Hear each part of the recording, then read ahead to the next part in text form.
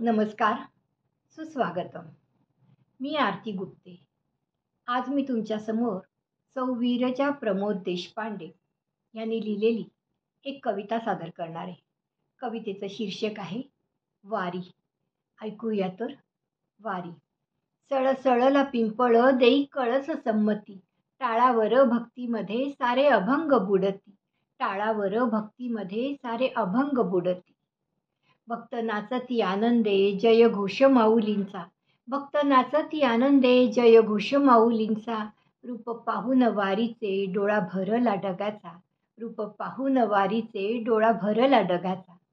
सरी बरसल्या धुंद माऊलींच्या दर्शनाला, सरी बरसल्या धुंद माऊलींच्या दर्शनाला, वारा फांदीवर बसे स्पर्श करण्या रथाला, वारा फांदीवर बसे स्पर्श करण्या रथाला.